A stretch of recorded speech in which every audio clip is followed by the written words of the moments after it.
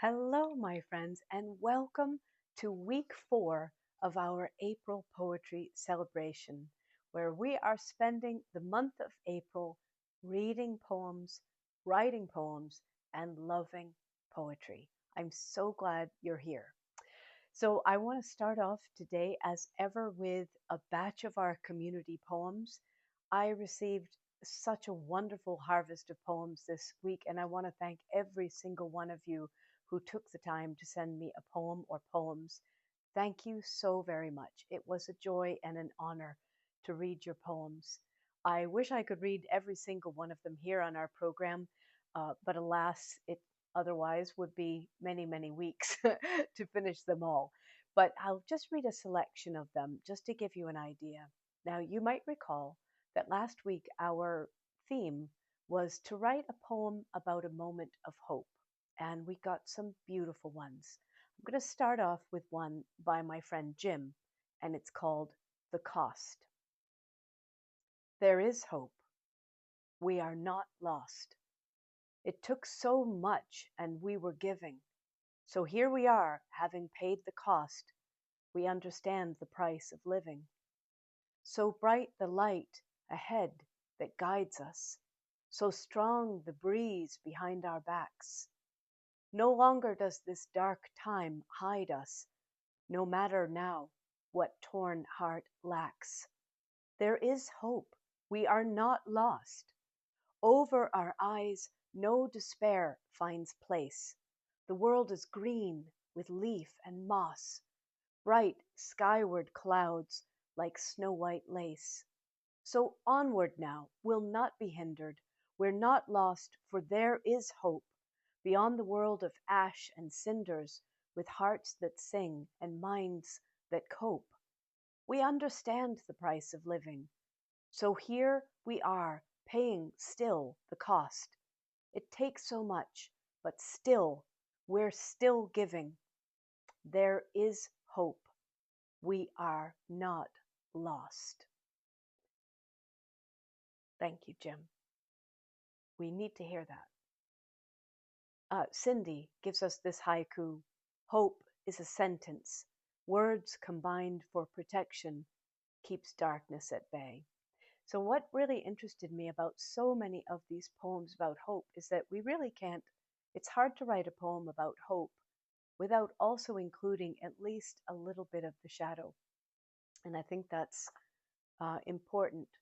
Here is a moment of personal darkness that gives way to hope.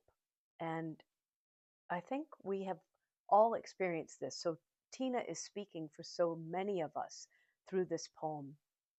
It's called Dove Lake. It was the darkest of dark soul nights, my inner world all shadow and rocks and biting cold. The shedding of my skin felt so much like dying that I mistook the pain of birthing myself with the impulse to cut the cord to life. A voice gently spoke to me, told me to stay, because I could not possibly imagine the wonder and beauty that lay in store if I could just hold on. The voice sounded so confident, so sure. Skeptical but hopeful, I remained long enough to wade through my afterbirth and breathe again. Today, I discovered that it was none other than me who had called out across the void from 2 years into the future as I walked around Dove Lake, all shadow and rocks and biting cold, with my heart full, yet light as fairy floss. So that wise self calls us forward, reassures us, tells us that there is hope, and encourages us to keep going. Thank you, Tina. That's important. My dear friend Trisha wrote this poem, which I love, that we take an active role in. Her poem is called Sowing, as in sowing the seeds, in literally sowing the seeds of hope, in creating hope. Here it is, Sowing by Trisha. A seed is the hope of a bud. A bud is the hope of a tree. A child is the hope of the world, so full of the future to be. To blossom and grow takes us all, to guide and encourage our kin, and those who are put in our path, who will carry us forth with the wind. Be kind to the children you know, and pray for all those you do not, that the world has a chance to survive. Sowing seeds is the one hope we've got. Yes, sowing seeds is the one hope we've got. I love that, Tricia, and I love that all of us can take a hand in encouraging the young ones. I think whoever said it takes a village was right to raise a child, but also to raise each other. Let's be sowing those seeds of encouragement in all of us, certainly in the children. Now, here is a poem of, I think, a poetic type of hope. What I was trying to say there is the hope that comes about through looking through a poetic lens. So this is by Siri, and it's called The Thimbleweed. A tiny, shivering thimbleweed meeting my eyes on the first morning of April, in the early shimmering hours with morning dew weeping, and my eyes dry and weary. The world awakening like a newborn planet, and my nights of sorrow forgotten for a moment by the sight of this pure, innocent soul, white with streaks of purple and violet, stretching itself up to live and live on for a while, rejoicing quietly in the sunny, half-frosty air. And in this sudden, happy moment, I bend down to this shivering soulmate, and with my lips I touch its petals in a tiny kiss of thankfulness and hope. A hope for a better spring this year, hopes for a better time on earth. That's marvelous, Siri. And I do want to say, Siri is learning English and learning to write in English. And Siri, that is marvelous. And you are eloquent already in this new language. Thank you so much. That kiss of those petals, those tiny, tiny petals, is going to live on in my imagination and my heart.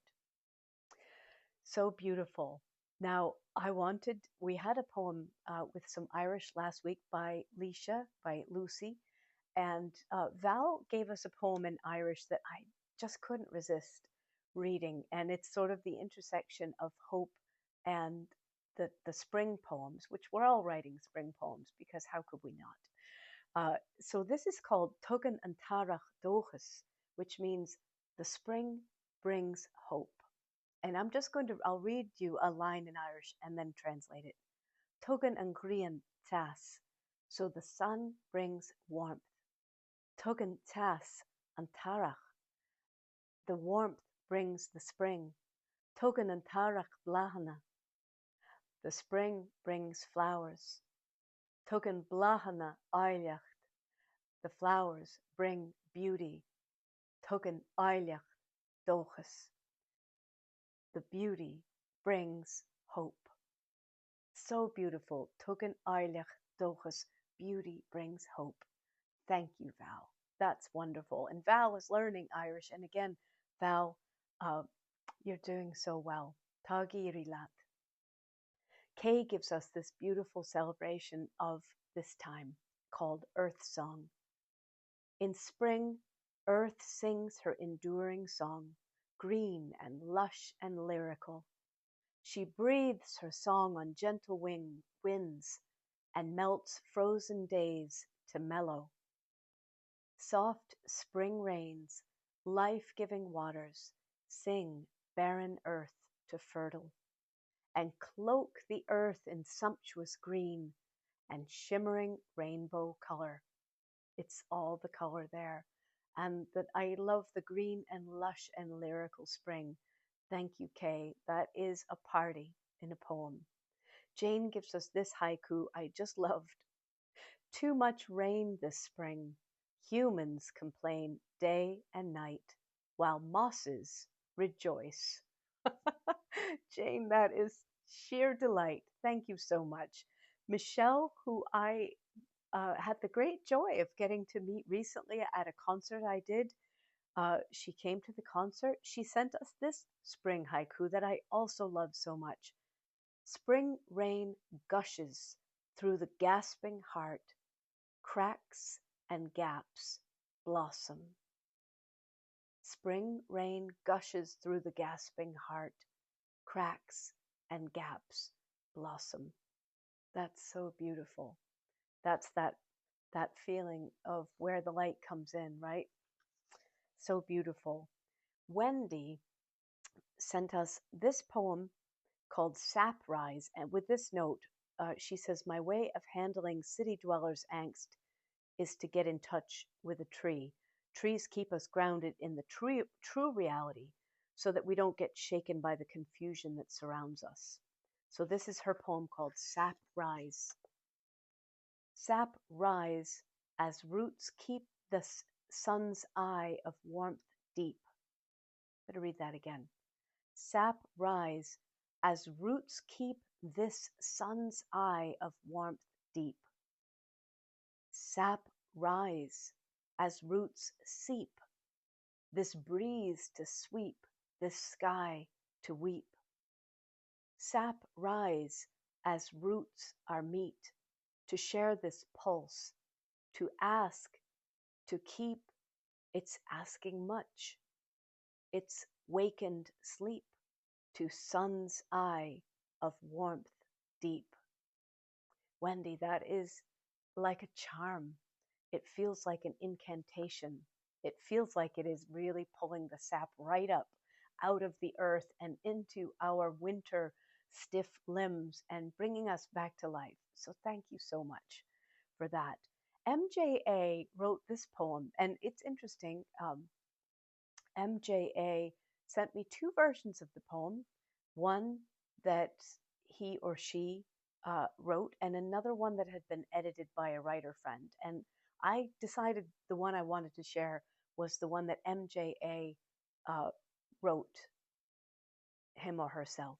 I just loved it. It's called Pick Me, Pick Me.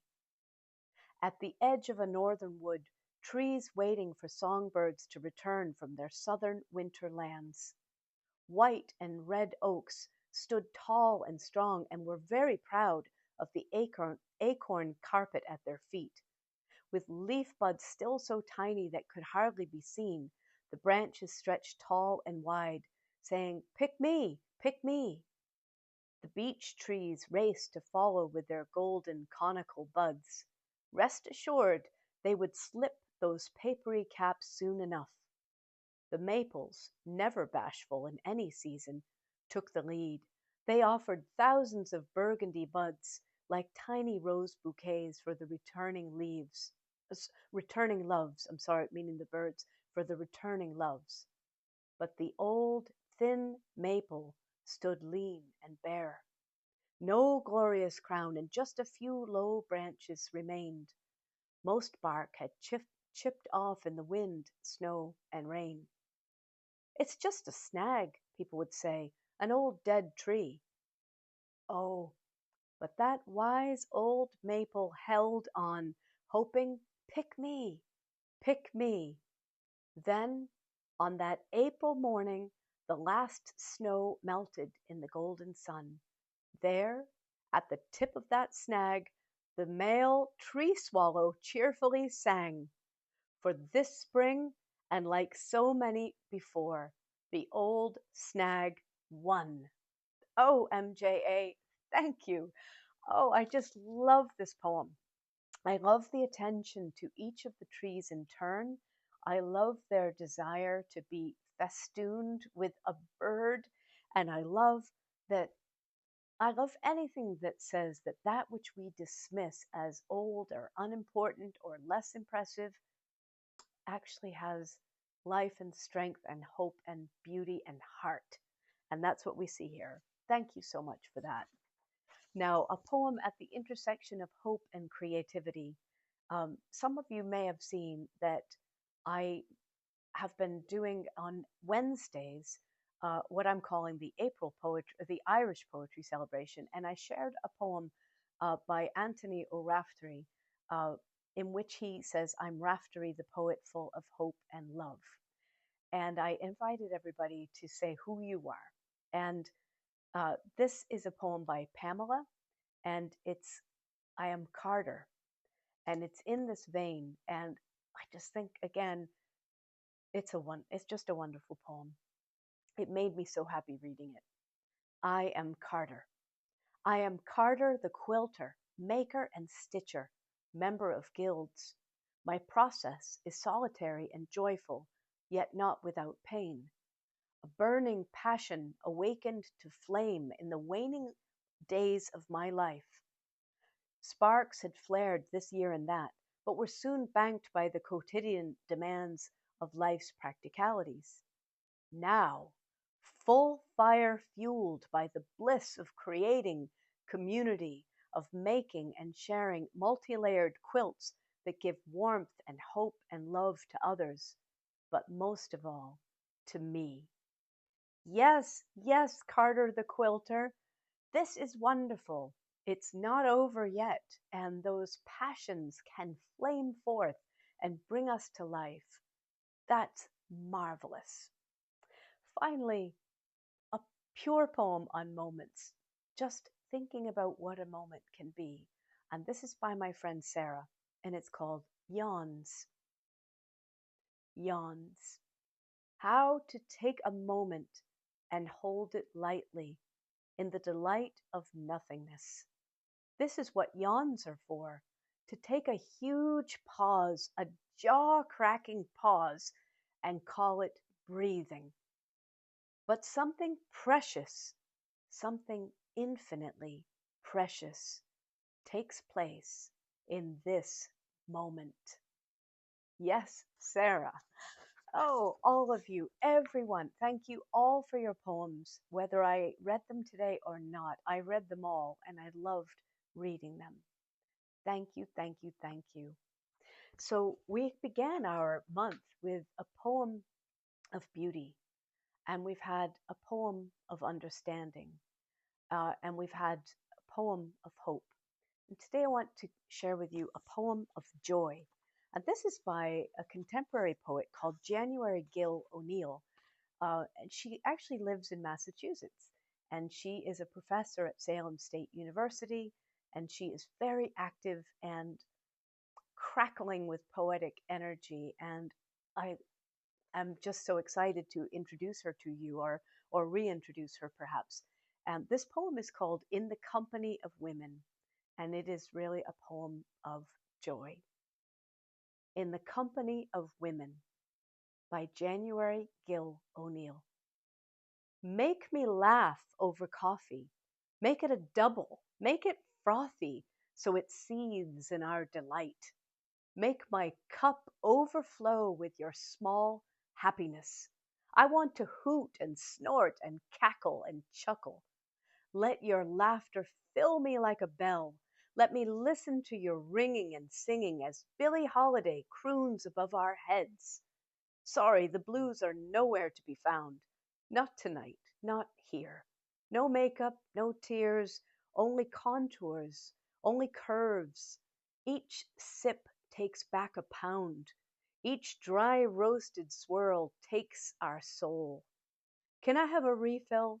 Just one more? Let the bitterness sink to the bottom of our lives. Let us take this joy to go. Yes, let us take this joy to go. That's so great. And just to say, I'll put a link to January's website in the notes below this video. There's always the notes down there. And also this poem is findable online as well. And I'll link the poem. So great. Okay, so this week is an actual kind of daring dare, and it's this. Write a short, loving, joyful poem, maybe a haiku, and leave it on a table in a cafe in honor of January's wonderful cafe coffee joyful poem. Put a poem somewhere where someone might find it. Just slip it in there and away you go. Let's try it. Let me know how that goes. Let's have some fun poem sharing. I was going to say poem bombing. Um, poem, what is it when, uh, I don't know, like like poem falling, poem snowing, poem raining, poem pedaling. That's maybe it. Poem petals falling everywhere. Have some fun. So I just want to finish with a joyful poem that I wrote myself this month. It's called I Smiled at a Wave. I smiled at a wave and then noticed that I'd smiled at a wave so blue it brought the word marine to mind, a wave adorned with a fine bric-a-brac of foam that seemed to promise good days, loving light, high spirits. Next I smiled at a young birch, then some blushing catkins, then high up at a squirrel's nest. When I came in, red-cheeked, I smiled at the kittens. Who wouldn't? Then caught sight of my face in the mirror and smiled. I'm well aware of those who regard smiling as a sign of low intelligence, or even, in these dark times, lack of conscience or care. I think of the wave, its bracing marine blue and sparkle of foam, its forthright promises, and the joyful way it rose and fell and rose again. And I smile at those people too. So, thank you, my friends, as ever, for being here. If you would like to join in, and just to say, if this is the first week you have written a poem, send it in. It's not too late. This is our last week of submitting poems uh, and poems of joy, if you want to, but any poem. Again, short poems I can sometimes include, but long poems are very welcome. And the only thing I ask is please no attachments. So if you will, send your poems by Friday. That's the 25th of April by 5 o'clock. And that would be wonderful. So thank you, my friends, for your company. Thank you for your poems. Thank you for caring about poetry at all. Um, it's wonderful to be with you in poetry. So I hope you have a wonderful week of love and joy and hope and moments that delight you. See you next week.